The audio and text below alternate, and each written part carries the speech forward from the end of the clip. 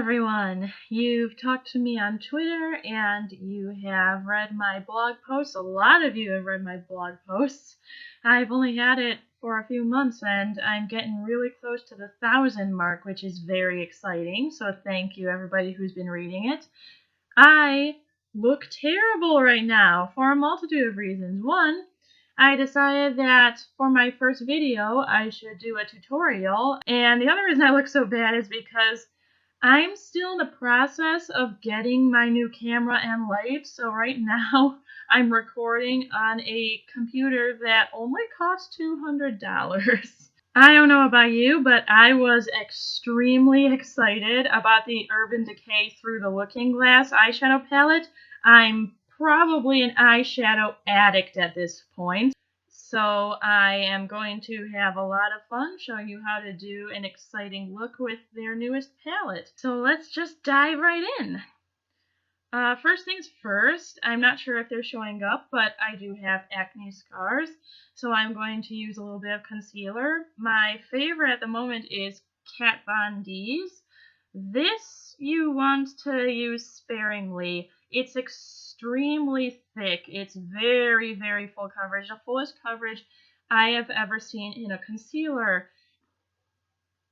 That's about all I use. I mean, that's next to nothing, and that will cover plenty. Her concealer and foundation are thick enough coverage that they can cover tattoos, so you definitely want to be careful with that.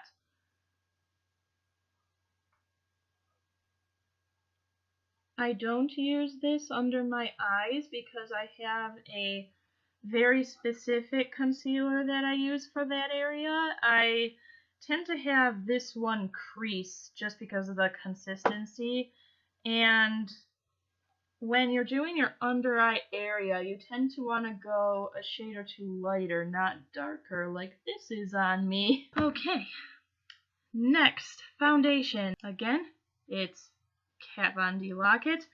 Just like, whoa, let's not drop that. Don't drop the expensive. Just like the concealer, you want to go really sparingly on this because it's so thick. But if I want full coverage that's going to last the entire day, I just use the tiniest bit of this and it will not move until you take it off at night. I am going to tell you right now, I apply foundation very strangely. Whenever I'm doing makeup on somebody else, I give them the option to put their own foundation on if they want, because we're all different. Everyone seems to apply foundation in a completely different way. Some people just swear by a sponge or a beauty blender. Some people use brushes, some people use their fingers, and then there's me doing this. I tend to do this first and then buff it in. I like the stippling technique on my own face. Look at this, we're done and ready to go out now. This is the Real Techniques buffing brush that I'm going to use to stipple in my foundation. If you want really good brushes that won't fall apart on your face or when you're cleaning them, and you can't afford the nice ones that are in Sephora and Ulta, I suggest Real Techniques.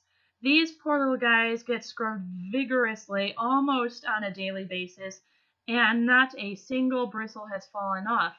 And it's really nice. I've had cheaper brushes where the bristles didn't fall off, but they were just still not the best. They kind of left what looked like brush streaks all over my face, and that was not my favorite. This is what I, referred to when I said I like the stippling technique. Make sure I got it all. Don't forget the neck. This I don't stipple, I just drag it down my neck. Next product is my Benefit Cosmetics Boing Compact. Really nice because you've got this really great concealer on the top, and then if you want to, you can brighten under it too. And this bottom one really reflects light in the most beautiful and flattering way. And if you're like me and you have like really dark purple horrible under eye circles, you might want to invest in this. It was only $14. It was nothing.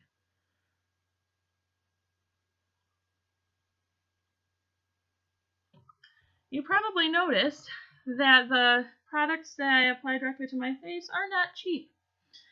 I do love drugstore brand products. I do love drugstore eyeliners and eyeshadows and blushes and bronzers and lipsticks and all that.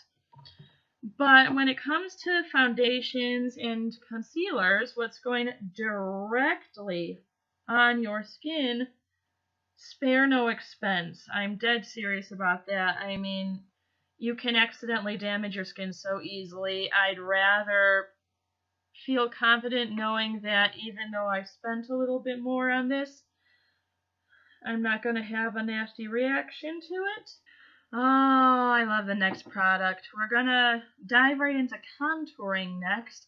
And I'm starting with my NYX Wonder Stick. Oh, it's going to be hard for you to see this because I'm pale already, and this is almost my shade. But this is the highlighting end of the stick. This is a cream stick, which is really cool. I kind of use it as a base for my bronzer and my contour. And I just make like a little triangle mark, a Nike symbol. Don't kick me in the face, please. Don't just do exactly what I'm doing. I may have a different facial shape than you, so what works on me for contour may end up looking ridiculous on you. I'm just touching things up a little bit before doing too much more. Back to the Wonder Stick. Now I'm using the bronzer slash contour side of it.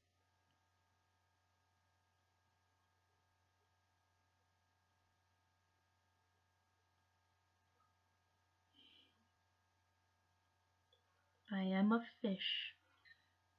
You're gonna have to just kind of get to know your own. Oh my god. You're gonna have to get to know your own bone structure and not make the Nightmare Before Christmas hill on your forehead. So don't just copy exactly what I'm doing for this step. Definitely, unless we have almost the same features and you're my doppelganger, be careful about how much you're copying this. On my cheeks, I'm gonna put a little bit of this Rimmel Natural Bronzer powder on. It has gold shimmer in it, so be careful if you've got imperfections you don't want to bring to light. And be careful if you're going out in the sun how much you apply this so you don't end up looking like you stepped out of Twilight. Goodbye, NYX Wonder Stick. I wouldn't usually apply all this stuff so heavy, but I know that this camera sucks ass. Oh my god! Dropping everything I own. Anyway, I know this camera is horrible and that I'm basically glowing right now. Oh, that is really dark though. Don't worry. That's what we have the buffing brush for. You're gonna make mistakes sometimes, and it's okay.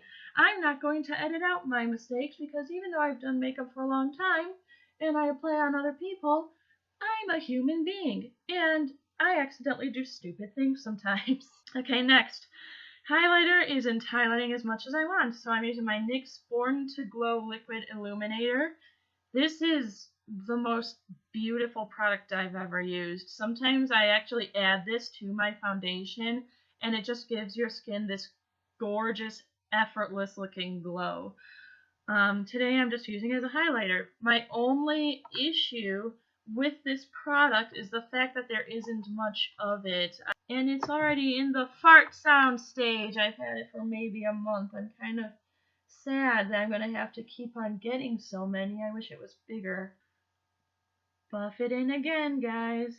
I'm sorry to everyone who's in love with like high-end cult blushes like NARS and all those, but I feel like all blushes are just created equal. This is just an NYC rose gold one. Oh no, it's not NYC, it's Wet n Wild. Wet n Wild Color Icon blusher in pearlescent pink.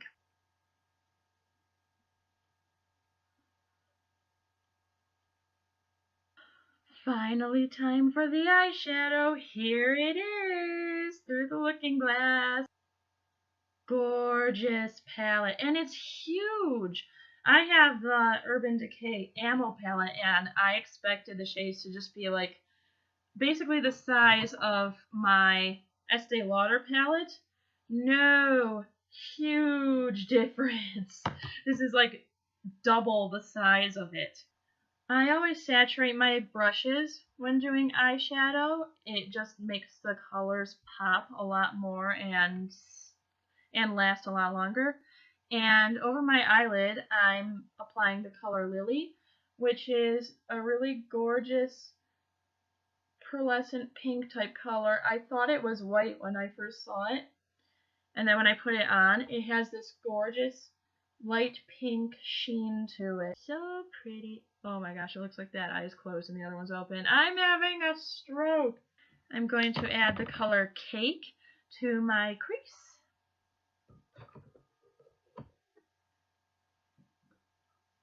Cake is another of my favorite shades. It's like a fuchsia with a violet sheen to it.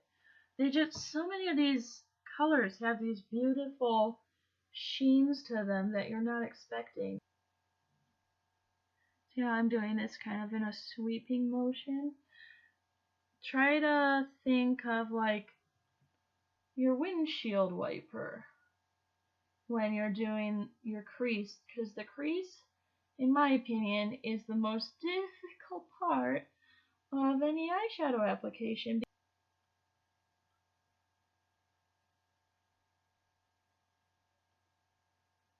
Next, I'm going to apply the shade Metamorphosis to my outer V.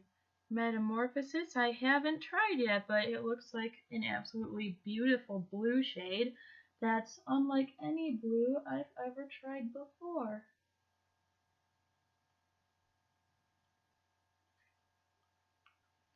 Time to buff it all out a little bit. I'll make sure that everything's blended together really well.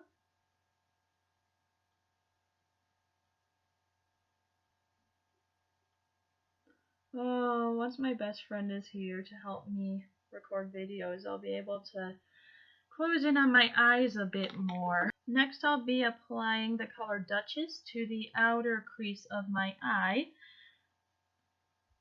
It's kind of a pretty peach color, which is really nice for the spring and summer, the very upcoming summer. It's almost here, isn't it? That's crazy. And again, I'm just gonna blend and buff that a bit, clean it up a little bit. On my brow bone, I'm going to apply the color Royal Flush. It's another almost pearlescent pink, but it's a little more subtle than Lily is. Am I the only one who got really sad that the box has the butterfly played by Alan Rickman and there's a shade called Lily? I am so sorry if I just broke your heart. I'm gonna put a bit of the shade Bandersnatch around the outer corner. Not too much since we already applied a color there, but just a little bit. I love these little detailing brushes. So good for dramatic eyeshadow looks. Okay, I like bringing some of my eyeshadow down to my lower lash line before applying any eyeliner. So I'm going to add Heads Will Roll and Salads and Grum to my lower lash line. Heads will roll. I have no idea what I was just doing.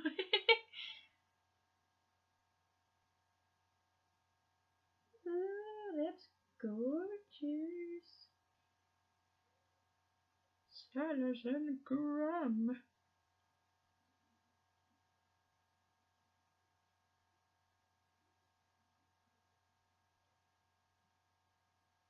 Oh, that's cool. Gonna put a little eyeliner on top there. I am totally doing this look for like a Mad Hatter cosplay. I don't know how many of you use the Body Shop makeup, but I highly recommend their eyeliner. I'm sorry if this freaks you out really bad.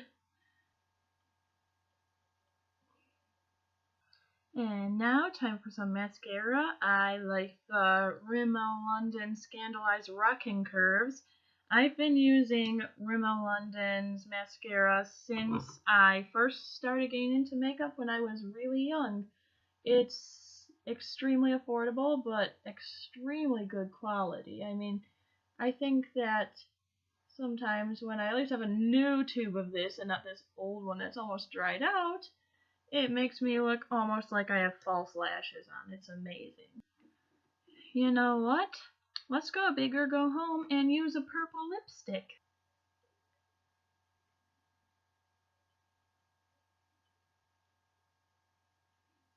And that's the finished look. I hope you guys enjoyed this. I sure had a fun time making it. And I'd love to see photos of your makeup tutorials or links to your video tutorials. And if you want me to do a tutorial on another kind of look, let me know because I am having way too great a time at this. You know, love yourselves, feel beautiful whether you have a ton of makeup on or not, and I hope I see all of you very soon. Like and subscribe.